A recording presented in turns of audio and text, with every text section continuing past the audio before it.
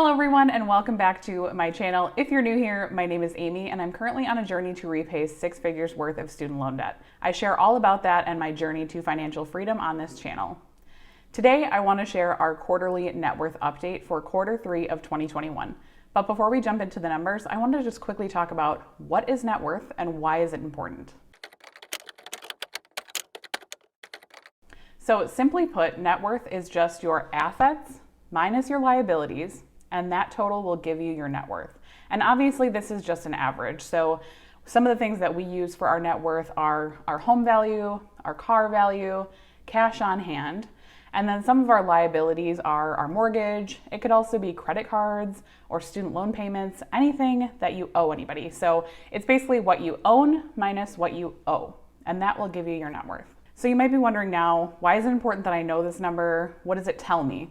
So in my opinion, it's important to track your net worth over time because it gives you kind of a financial gauge on the health of your finances. So for example, when we started off, when we got married, our net worth was very negative because we had lots of debt. We had student loans, we had credit cards, we had other types of debt, we had car loans and all of that. And so when we started initially years ago, we definitely had a net worth that was negative, and I don't even know that number, to be honest. I wish that I had been tracking it at that point because I feel like it would have given us a good gauge on where we are now. But we've been tracking our net worth since 2020, and we have over doubled our net worth in the last year. So your net worth just gives you another financial metric that you're able to track that kind of just shows you, am I going in the right direction and am I making the right decisions? And it also gives us the opportunity every single month or quarter, depending on when we're tracking. We used to track monthly. This year we've been tracking quarterly, and we're kind of debating on what we want to do going forward. Thinking we might go back to tracking monthly. Let me know in the comments down below if you'd like to see this video more often. But it just gives us a reflection point. So we're able to sit down and just talk about everything that encompasses our finances, our home value, our car value, anything and everything, checking all of our accounts. It just gives us another touch base. So now I'm going to flip you guys around. I'm going to take you into our spreadsheet, and I'm actually going to leave this running and pull you to the side so that you guys can still see me while we're looking over this together. So I apologize in advance because I'm going to be looking at my laptop, so I won't be talking to you directly, but let's go over this. So this is for Q3. So this is for July, August, and September. The first value here is our home value. So I actually decided we would not update this too much the rest of this year. I feel like we have been updating it pretty much every quarter, a little bit here and there. Our home value based on the Zillow estimate is a lot higher than this right now. I will actually try to pop in a picture of it currently. I pulled it as of the 30th so I can show you the screenshot of what it was at the 30th. I used to use the low end of the Zillow estimate, but I've kind of stepped away from that a little bit because I just don't want to overinflate our net worth. And that's something that's important to talk about as well, is that these numbers are estimates. So whatever you feel, like if you want to use this estimate for your house, feel free.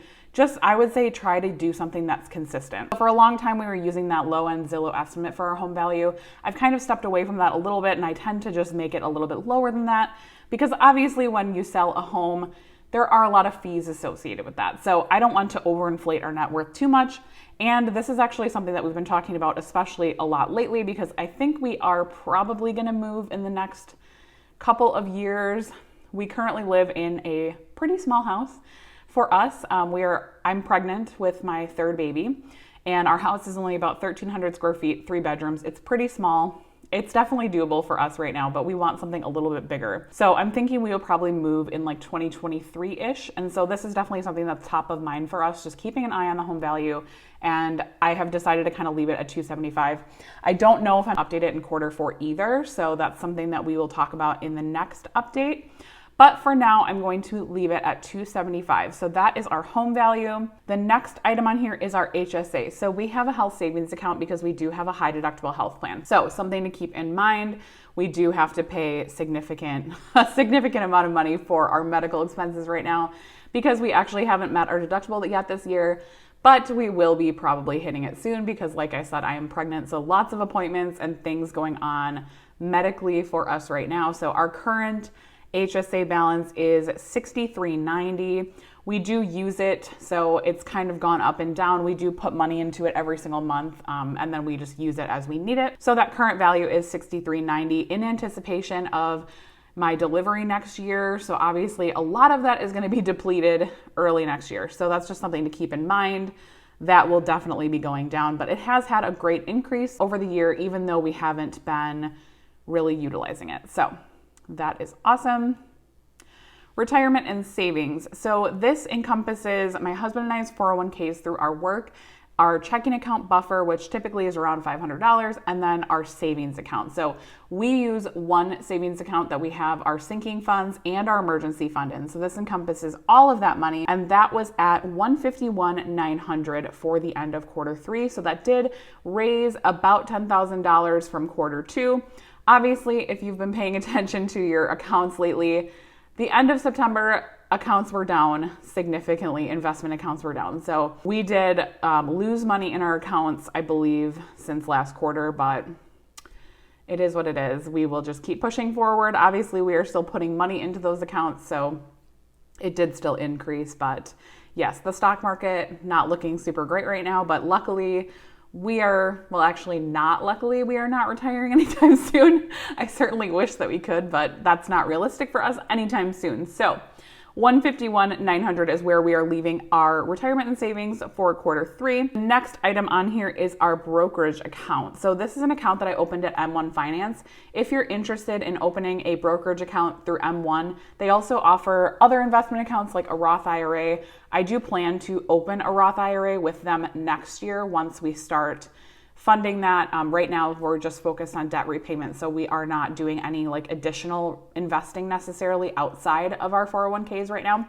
But I do plan to open a Roth next year. So this is through M1 Finance. I will leave a link in the bio and the pinned comment if you're interested in trying out M1. I have really been enjoying it. This is really just like a fun brokerage account for us. I occasionally will throw some of my personal money in there, but for the most part, it is just being funded by little bits of extra money. And then I also have gotten some referrals. So when you use my link, I get $30 right now and you get $30. That offer tends to change over time. So if you're watching this in the future, it might be a little bit different, but check out that link if you are interested in an M1 account. Then we have our car value. So this one is interesting because we bought back up a little bit.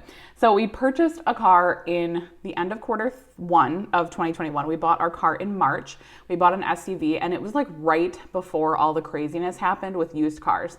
So we got a really great deal on the car. I valued it at $17,000, which is actually less than we paid for it, but I wanted to be on the conservative end, kind of like what we do with the house as well. So I just did $17,000. However, I actually pulled the Kelley Blue Book recently and it was like $26,000. It's nuts. Like that's way more than we even paid for it. So I am going to just leave it at 17 and I will probably leave it at 17 next year too, because I'm anticipating that probably won't go down too much. And obviously we're driving the car and putting miles on it. So I just don't know that it really matters. We're not going to sell it anytime soon. So I'm just going to stick with 17 and just call it a day there. So that is that. And then that brings our total assets to $450,840. So as you can see, we started 2021 with assets of $370,000. So we have gained $80,000 in assets this year, which is probably pretty close to what we've made this year. So it's just crazy how much it compounds when you have money invested, because obviously we have not put this much money into assets this year. So it's just amazing how quickly these things can compound once you have a lot of money invested in the stock market. So moving down to the liabilities section for quarter 3, our mortgage, we are currently only paying the minimum payment on our mortgage. So we are just paying our monthly mortgage amount. We are not paying anything extra currently, and we probably will not pay anything extra. That is a comment that I've been getting a lot lately. Since we are like fairly close to being debt free, like will you start to pay off your mortgage? And the answer right now is no, only because we are probably going to be selling this house in the next couple of years. So we will be focusing mostly on saving after we are debt free, saving up our emergency fund and then also saving for another house. So that will be our focus. We are not probably planning on putting anything extra to the mortgage right now. So our mortgage is currently at $210,090 as of September 30th. So we have made a little bit of progress on the mortgage. Again, we've paid off a little bit over $3,000 this year. Nothing super crazy. So we did refinance the home in the end of 2020, in October of 2020. So We did get a way better rate. That's another reason why we are probably not going to be focusing on this goal at all right now. I believe we are at a 3% interest rate on our mortgage. So that is a great, really low rate. So we are just not focused on that right now.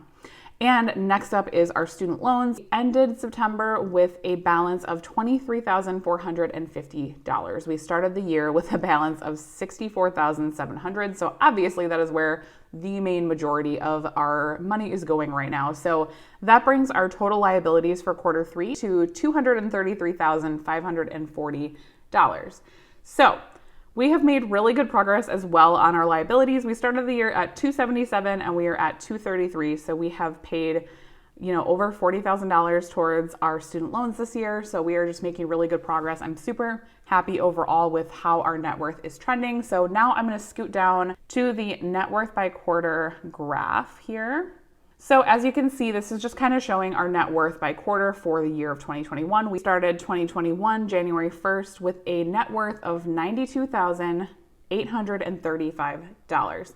So not only have we hit a $100,000 milestone this year, but we've also hit $200,000, which is awesome and totally crazy that our net worth has just exploded. But I genuinely think that it's because now we have a lot more money invested in the stock market. So when it's up a lot because we have over $100,000 invested, and also because we've been rapidly paying down my student loans. So obviously those two things coupled together have just made our net worth skyrocket. So we are ending quarter 3 with a net worth of $217,300, which is an increase quarterly of $32,000. So super happy with that progress. Quarter 3 is actually our lowest increase for the year, which is not really that surprising because of the stock market right now. Things are not looking super, super great with the stock market right now. If it would have been earlier in the quarter, I know our net worth had jumped up significantly in the beginning of the quarter before the stock market kind of dipped down, but that is okay. We are riding the wave and we still had a great increase. $30,000 over a quarter is awesome. So I'm super happy with that. So overall, I am really happy with our progress year to date. All right, so that is all I have for you guys today. Thank you so much for watching. If you enjoyed this style of video, I know I typically don't make videos like this, but if you liked it, please let me know in the comments down below if you'd like me to continue doing these net worth updates, or if you'd like me to do them more often. I'm thinking I might, like I said earlier, switch back to doing them monthly in the year 2022. If that's something that would be interesting to you, let me know in the comments down below, and I will talk to you in my next video. Bye, guys.